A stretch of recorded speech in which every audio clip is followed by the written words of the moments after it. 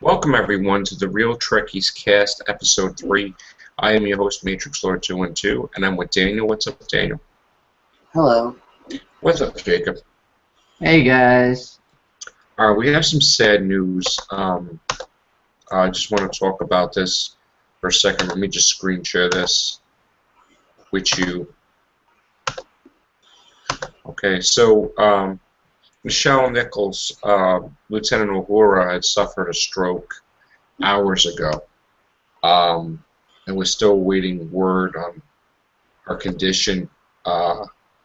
We all hope that she pulls through. She's an amazing actress. Since my childhood, growing up watching her on the classic Star Trek, as well as the movies, this is really upsetting. I hope, all my best that she feels better and she gets better to her family. It's just really bad news. And we'll be praying for her. Yeah, absolutely. Yeah. So I hope she really pulls through and she's okay. We have a lot of stuff going on. Star Trek is reaching the 50th anniversary next year, and there's going to be Star Trek 3. Dan, you want to talk about that a little bit? Yeah.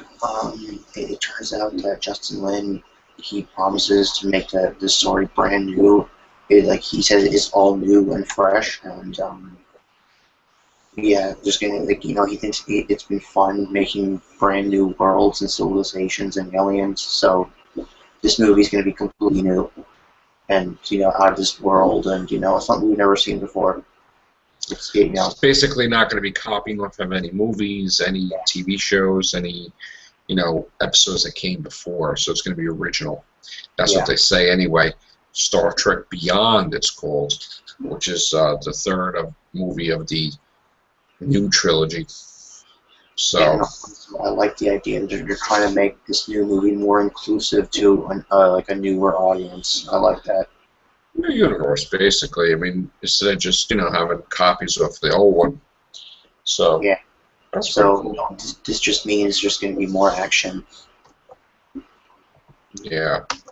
So also, I wasn't aware, but Star Trek Continues as an episode 4 of The White Iris, and I actually started watching this off air with the guys. So I can't wait to watch this. I'm really excited about that. I love Star Trek Continues. I think it's a great show. You watch it? I would watch Star Trek Continues, yeah. One of our friends actually makes a Star Trek fan film, doesn't he, yeah. Daniel? Yeah, his name's God Twin, which is Todd Gwynn. Yeah. Oh, yeah? Cool. Yeah, he used to be on our Daniel Star Trek cast when we did that, and I think it was something Axonauts that he did, like he did that fan film thing. Okay. Yeah. Well, that's pretty cool. So we're gonna be we're gonna try to do. The plans have changed. I have tomorrow's gonna be a crazy day for me at work and everything. So I'm not gonna be able to do a cast tomorrow night. And it looks like I'm gonna be taking off the weekend. But we're gonna have to come back on Sunday and try to do a couple Trekkies casts and get caught up. All right. We are going to try to talk about Deep Space Nine. This is just the news that hit today. It's very sad. I really hope she pulls through. I'm so upset by what's going on right now that she got a stroke. Michelle Nichols. So we're praying for you. So see what happens. That's terrible. Yeah. I just want to go over some box office numbers for Star Trek about the movies. So I'm going to do that right now. I'm going to go into the screen.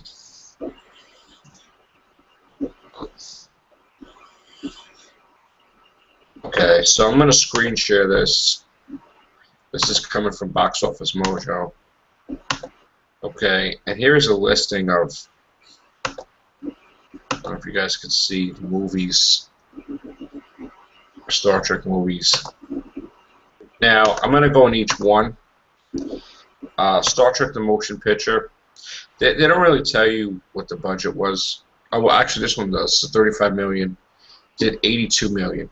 So it's of course, it did great. Came out in 1979. Oh wow. Yeah. Wrath of Khan, 11 million, 11.2 million to make, and it did 78 million, and that was a big profit. One of the best Star Trek movies of all time. Star Trek 3: The Search for Spock. They wouldn't say what the budget was, but it did 76 million. Okay. A Voyage Home, 109 million. It did. Didn't say what the budget was. Okay. Final Frontier, 52 million. Did horrible. Horrible. Undiscovered Country did 96 million. Again, they refused to say what the budget was. Generations did 118 million, and this was basically the start of the Next Generation movies. Okay, First Contact did 146 million, the most successful. All right, Insurrection did 112 million, not too shabby. Made a profit.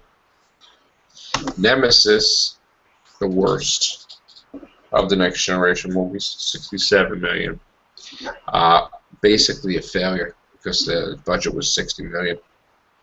So this was a big blow. Star Trek reboot, 385 million, 680,446, with a budget of 150 million. So it started doing a good trend. Into Darkness did 467 million. The budget was 190 million. What's that? I loved Into Darkness. Into Darkness was like my favorite movie.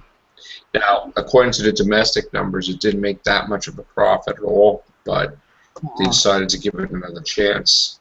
And there's our Star Trek 3 that, of course, they're not going to say what the budget is, but that's what it's going to be. So, I hope they lower the budget to 150 million. I mean, lower the budget back to like. Why would you want to lower a budget? You wouldn't want to lower a budget. You wouldn't want. What? You wouldn't want to lower a You budget. want to make the budget higher. Like, okay, you know how like The lower the budget, the crappier it's going to be. no, That's I the know, problem. like, all right, TNG had a high budget, right, and it didn't look very good. DS9 had a lower budget, I heard, and it looked even better than TNG. Well, what TV series to movies is completely different. But like I'm saying, as time goes on, technology gets better, and we can but do dude, more you with can't- less budget. You can never have. When the moment you start making lower budgets, it's a bad trend because the movies need to have a high budget.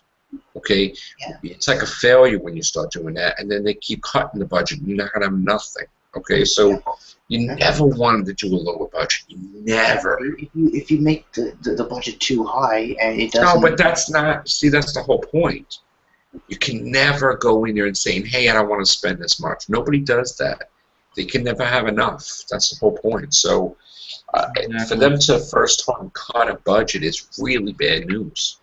I mean, So- I know, but like for instance, look at Star Trek Renegades. I know it's a fan film, but on a shoestring budget, it looks much But it's better. not making anything. So I know, but on the what I'm trying to say is, on a shoestring budget, it looks better than the other TV series. Like I'm saying, as technology goes further, we can do much more with but less. see, when technology goes further, then it's going to be more expensive, and then it's like you need to spend more money for budgets. Yeah. Look, they used to spend a budget of like what, 20 million, 30 million on Star Trek. But now it's like 150, 200 million. Like, okay, but You can't spend 20 million. It would look like a bad B movie. No, I know, but I just don't know. I mean, like, look, the first movie was 150 million. It did good, but then when they over budgetized themselves, went to No, it 190 wasn't million. the budget why the second movie didn't do that great. Into Darkness. It was because they promised to do something original and they didn't follow up. All right. It wasn't original. That's why, not the budget. You don't want them to make a lower budget. I'm telling you, Daniel, the moment they start doing lower budget movies, it's going to go downhill. You don't want that. What You about want a bigger budget, right, Jacob? What about Wrath of Khan? Wrath of Khan That had a was like lower saying budget. that was like saying if they spend money for Age of Ultron, what it would look like. Yeah, but what about Like- Wrath of Khan? Wrath of Khan had a lower budget than the motion picture. Did much better. No, but that's not. You can't really go by that because the budgets weren't that big back then. And half the Star Trek movies, they refused to say what the budgets were. So you don't know if it was a failure or not. Certain movies. What would you do? I have to have a higher budget for Star Trek. Absolutely. I mean, keep it the Yeah. way it's been. Man, you don't want to go down. And the plot's got to be really good. I Keep hope the it up. script is. Yeah. Dude, it's by a the big way, difference. When they start cutting the budget, it's a big difference. You'll see. Yeah, Jacob. By the way, I saw some Star Trek things in this movie that I saw today. Like, it's called the Tomorrowland, and it's such a great movie. And Yeah. I know it's not Star Trek, but I saw some Star Trek things in the Tomorrowland and stuff, and some like they mentioned like some Doctor Who bits. How how they I think it was season 4 how the lady like Donna was like the bees were disappearing. Mm-hmm. Well, they actually mentioned about bees disappearing in that movie that I saw today. Really? So I was like, well, yeah. That's interesting. And I saw some Dan, Star Wars things in it. cool. Daniel, what would you like Yeah. to say on the show? You've been What? dying to do the Trekkie cast. So what would you like to add to the show today? What would you like to talk about? Well, let's see. Justin Lin has been talking about when he was a kid. He used to watch Star Trek at like 11 p.m. at because him and his family had a fast food restaurant, like a fish and chips restaurant in LA, and they all watched Star Trek. They all watched Star Trek at 11 p.m. at night. So he was a Star Trek kid. His friends were Star Wars kids, but he couldn't go to the movies, so he was a Star Trek kid. So he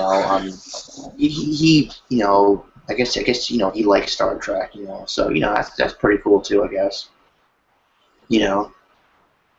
And they created new worlds and new civilizations in this one. So I don't think we're gonna see Romulans or Klingons in this movie. I don't think so. Which kind of stinks, because I like the Klingons and the Romulans, But okay, whatever. I'll take what I can get.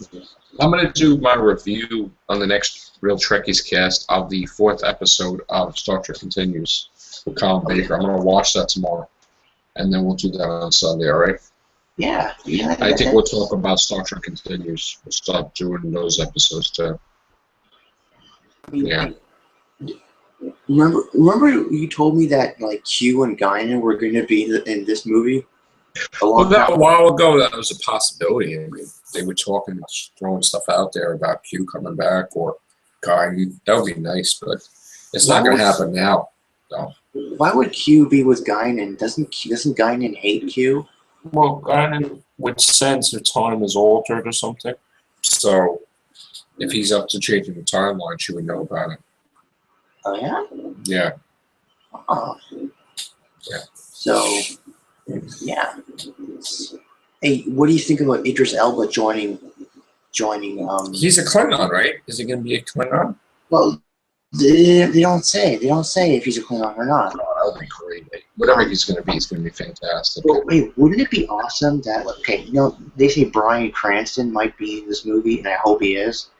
Right. And so I think altogether there's going to be 3 villains. There's going to be one There's played a woman villain. There's a woman villain too, right? Yeah, but wouldn't it be awesome if maybe one of the villains maybe Idris Elba, he kind of defects and he joins the Enterprise, and you know how in the last movie we got a new crew member in the last movie we got a new crew member in Carol Marcus. Well, she was in Wrath of Khan, if you know. She is they have a kid together, her and Kirk eventually. But wouldn't it be awesome if Idris Elba in the end of the movie joins Kirk's crew? and he becomes like a new crew member. Very cool. That would be cool. Would be pretty cool. Because they promise that he's going to be like the most badass villain we've ever seen so far. That's what they say. Which is cool. I like that idea. Yeah. I can't wait to see what he plays. I think he plays Klingon, right? I don't know. They don't I say. don't know. Mm. They don't say. I mean, I think Simon Pegg shot down those rumors that he might play a Klingon. Okay, maybe it's a Romulan. Really? Oh, well, whatever it'll be, I'll love it. Know. I like Idris Elba. He was great Or a in Borg. The Dark World. And if the Borg come into it, that'd be crazy. Yeah. Honestly, Yeah. come back But to Star Trek. wouldn't the Borg be unbelievably weak in this? No, they're unbelievably just tough to beat because the technology is inferior to deal with the Borg. No, I know, So- but they're not going to be like 24th century Borg. They're 23rd century Borg. Nah, it would be still. They'd be unstoppable. The Borg. It's like, oh man, like we've already We'll have to seen wait and see. 24th century Borg, and like 23rd century Borg would be like nothing. What else?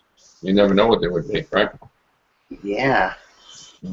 Unless I don't know, maybe a Borg cube from the 24th century went into this new 23rd century, and whatever. That'd be kind of cool.